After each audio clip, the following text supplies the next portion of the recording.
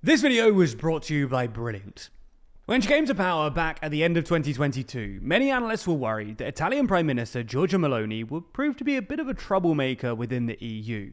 At the time, the EU was already struggling to deal with Hungary's Viktor Orban and Poland's ruling Law and Justice Party, and many European commentators worried that the addition of Meloni, who has in the past described herself as a quote, Euro realist, could bring the EU to a sort of standstill. However, once she was actually in office, Meloni ended up being significantly more pro-European, or at least more cooperative with Brussels, than her detractors imagined. Unfortunately, over the past few weeks, Meloni's relations with Brussels have soured over a variety of issues, including a controversial new media bill in Italy, von der Leyen's reappointment, and Italy's ballooning deficit. So in this video, we're going to take a look at how Meloni's views on Europe have changed over time, why she ended up getting on surprisingly well with Brussels originally, and why our relations with the EU have deteriorated more recently. Before we start, if you haven't already, please consider subscribing and ringing the bell to stay in the loop and be notified when we release new videos. So, let's start by taking a look at Meloni's views on Europe before she came to power. When in opposition, Meloni described herself as a quote, Euro realist, but in practice, her views were pretty traditionally Eurosceptic. While she didn't want to leave the EU outright, she advocated for Italy's withdrawal from the Euro, and her Brothers of Italy party said that it wanted to rediscuss European Union treaties and amend Italy's constitution to give Italian law priority over European law. Meloni herself has also attacked, quote, globalists and at least paid rhetorical homage to conspiracy theories related to George Soros and the so-called Great Replacement. Meloni's foreign policy views were also out of whack with most of the EU at this time. While she always has been staunchly pro-NATO, she was also conspicuously pro-Putin. In 2018, for instance, she congratulated him on his victory in the presidential election, despite the EU decrying it as unfair. And in 2021, she wrote that Russia under Putin defends European values and Christian identity. Anyway, you can see why some in Brussels were anxious when Meloni was elected in 2022. But she's ended up being far more cooperative than many had expected. And this is in part because she's moderated her position on certain issues. The most notable example here is Ukraine. Despite her history of light Putinphilia, Meloni has emerged as one of Ukraine's staunchest supporters, unlike some of her right-wing counterparts, including Orban, which has earned her a lot of goodwill in Brussels and among European centrists. But it's also because the EU has moved towards her on a whole load of issues too. The most notable example here is migration. When Meloni was in opposition, her relatively hardline position on immigration, buttressed by her regressive rhetoric about the Great Replacement theory and ethnic substitution, made her a European outlier. While Meloni did drop some of the more conspiratorial rhetoric after her election, she didn't really have to change her actual policies, because over the past 2 years or so, the EU has moved significantly right on the issue of immigration, as evidenced by the new migration pact and von der Leyen's promise to triple the number of border guards on the European border. Along with the Dutch Prime Minister Mark Rutte, Meloni and von der Leyen even got together to sign a migrant deal with Tunisia, headed by the country's authoritarian president.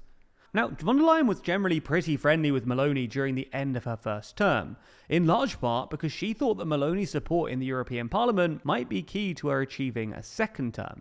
And she conspicuously agreed to change some of her original spending plans for Italy's share of the EU's recovery funds to suit Meloni's domestic agenda. This speaks to another reason why Meloni might have moderated her politics. It allowed her to actually have influence within the EU, unlike other right-wing obstructionists, like, say, Orban, who sometimes just end up hardening European opinion against them. Unfortunately for both sides, however, in the past couple of weeks, it looks like relations between Rome and Brussels have deteriorated markedly. As we see it, there are 3 reasons for this. The first is von der Leyen. Now, we did a whole video on this a couple of weeks ago, so go and watch that if you want to know more. But the TLDR is that despite the European right, and Meloni's ECR group specifically, performing remarkably well at the European elections, the 3 big European centrist groups decided to just go ahead and appoint their own commission candidates without any input from the other groups. Now, this didn't go down well with Meloni, who said that she, quote, found it surreal that some came up with proposals for names for top posts without first reflecting on what were the signals coming from citizens, especially given how domestically unpopular Scholz and Macron are.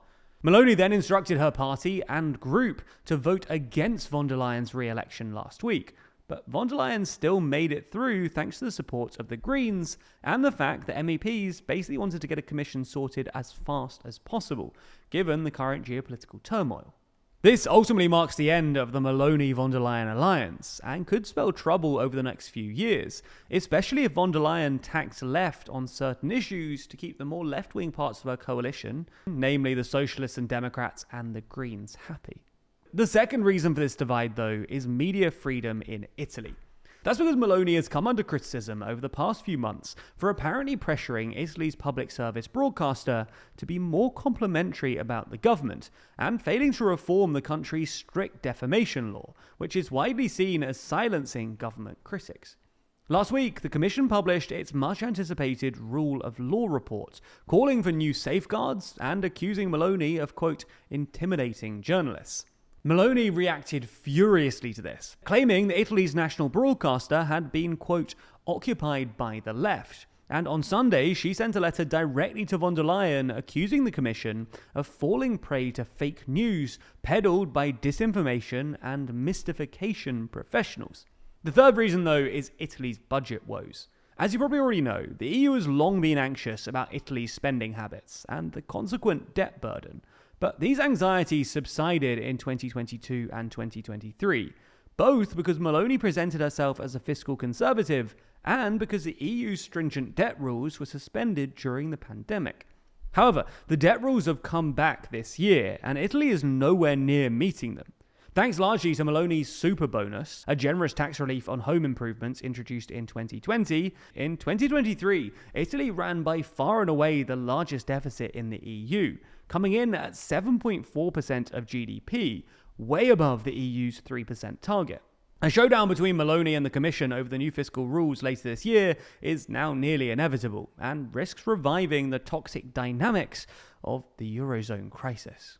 Now, be sure to keep an eye on this story as it evolves, as much like every area of our lives, it's sure to progress quickly. In fact, if you're feeling left behind by the news cycle and fast developments in things like AI and tech, then you'll want to check out Brilliant. Brilliant is where you learn by doing, with thousands of interactive lessons in maths, data analysis, programming, and AI. Learning a little every day is one of the most important things you can do, both for personal and professional growth. And Brilliant helps you build real knowledge in minutes a day, with fun lessons that you can do whenever you have time. It's the opposite of mindlessly scrolling and truly helps you learn quickly. One course I found particularly interesting was their course on large language models. We hear a lot about AI and LLMs in the news, but Brilliant helped me to actually get hands-on with real language models, as well as exploring how they build vocabulary, choose their next word, and more. They also helped me grasp the importance of training data by comparing models trained on Taylor Swift lyrics to models trained on a cookbook or big text terms and conditions. If you want to learn more and understand the world around you better, whether that's in order to get a job in AI or just to understand what everyone's talking about, then you can try everything that Brilliant has to offer for free for a full 30 days by visiting brilliant.org/TLDR or by clicking the link in the description. Plus, by doing so, you'll also get 20% off an annual premium subscription. Thanks for watching, and thanks to Brilliant for sponsoring this video.